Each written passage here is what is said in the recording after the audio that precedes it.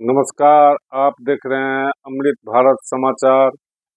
मित्रों, आप मेरे वीडियो को सब्सक्राइब करें, लाइक करें, शेयर करें और बेल का बटन जरूर दबाएं। आप हमारे वीडियो को पूरा देखेंगे तभी आपको समझ में आएगा जो आपको हम किस बारे में क्या कहना चाहते हैं। आज आपको कहने जा रहे हैं राजनीतिक जगत से। बिहार के एनडीए में जो 2 दिन से दिख रहा था, जो कभी ये कहा जाता था जो चिराग पासवान चाचा और भतीजा, ये इन दोनों को लेकर के काफी ओहोपोह की स्थिति थी। अब इस स्थिति में पूरे गठबंधन का स्वरूप बनता बिगड़ता दोनों देखा जा रहा था। कभी बन रहा था तो कभी बिगड़ रहा था। कभी ये कयास लगाए जा रहे थे तो क्या चिराग पासवान महागठबंधन के साथ जाएंगे, पर ये चर्चाएं चलती रही। लेकिन मुझे कहीं से ये नहीं लग रहा था जो चिराग पासवान अभी इस समय प्रधानमंत्री मोदी जी के गठबंधन को छोड़ करके लालू प्रसाद के गठबंधन में जाए। ये तय है जो कि वो कभी लालू जी के या तेजस्वी पे प्रहार नहीं करते, लेकिन इसका मतलब ये नहीं है जो उनका कहीं से राजनीतिक मेल खा रहा।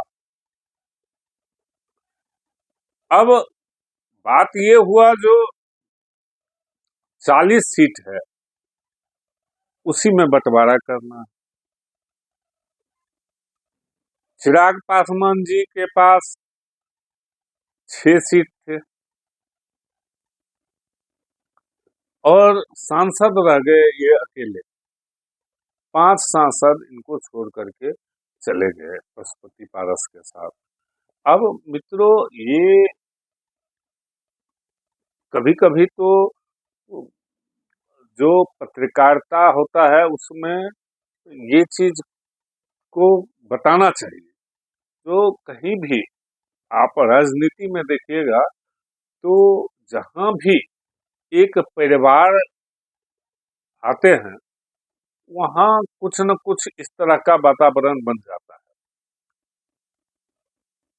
किसी समय में राष्ट्रीय जनता दल की बात कर रहा हूं, उसमें भी तेजस्वी दोनों भाई में कहीं न कहीं लग रहा था कि ये सही सेट नहीं खा रहे हैं। लेकिन फिर धीरे धीरे सब एक हो गए, लेकिन पूरा परिवार ही थे। अब रहा बात जो चिराग पासवान और रामविलास पासवान जी की राजनीति की कुछ दूसरे तरह की थी। परिवारवाद जहां जो भी हो, लेकिन राजनीति को वो दूसरे नजरिया से रखते थे और उन्होंने अपने काम के आगे में परिवार नहीं आने देते थे। आज ये जहां भी हुआ है, देखा गया है, जो भी सभा किए हैं, काफी भीड़ चिराग पासवान के रैली में आते हैं। अब हर भीड़ को ये पैसे से नहीं लाते हैं। एक उभरता हुआ नेतृत्व देखा जा रहा है जो रामविलास जी के बाद दलित का एक चेहरा बिहार में अगर कोई है इस टाइम, तो चिराग पासवान उसमें सबसे आगे। पशुपति पारस कहीं नहीं दिखाई देते हैं इन चीजों में। बेशक संगठन चलाने का अनुभव उनको ज्यादा है, रामविलास जी भी संगठन का पूर्ण दायित्व उनको देते थे। आज परिस्थिति ऐसा बना जो कल चिराग पासवान जी जेपी नड्डा साहब से मिले, भारतीय जनता पार्टी के राष्ट्रीय अध्यक्ष से मिले, और मिलने के बाद उनका जो बॉडी लैंग्वेज था और जिस तरह से उन्होंने मीडिया से बात किया, उसमें ये साफ संकेत मिल गया जो चिराग पासवान गठबंधन में इंटैक्ट हैं, कहीं नहीं जाने वाले हैं, और इसी गठबंधन में उन्हें जो सीट दिया जाएगा उसमें वो लड़ेंगे। और पशुपति पारस जी को सीट नहीं मिलने के जगह उन्हें राज्यपाल बनाकर या राज्यसभा सदस्य दिया जाएगा। और समस्तीपुर से जो सांसद प्रिंस राज थे उन्हें मंत्रिमंडल में जगह दिया जाए, बिहार मंत्रिमंडल।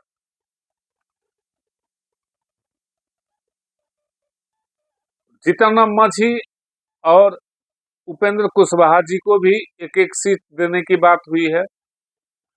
और इन सब के साथ जनता दल यूनाइटेड और बीजेपी भी अपने जीते हुए सीट पर लड़ेंगे। ऐसा अभी का गठबंधन का स्वरूप बना। हालांकि अभी घोषणा नहीं हुई है, लेकिन मुझे जैसा लग रहा है जल्द ही इसकी घोषणा हो जाएगी।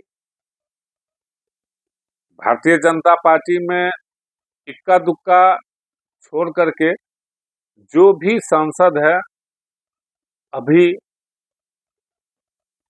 उन्हें ही फिर से चुनाव के मैदान में उतारा जाएगा। यहाँ तक कि जहां तक दरभंगा का सवाल है, तो दरभंगा लोकसभा से गोपाल जी ठाकुर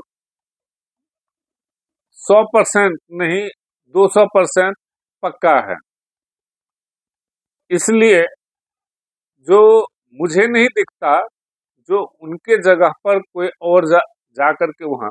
और रही बात जो गोपाल जी ठाकुर, तो गोपाल जी ठाकुर दरभंगा लोकसभा के लिए, दरभंगा लोकसभा ही नहीं कहिए, आसपास के भी जो लोकसभा क्षेत्र है, जो विधानसभा क्षेत्र है, जो उनके लोकसभा में नहीं आते हैं, उनके जनता से भी उनका सरोकार बहुत बढ़िया।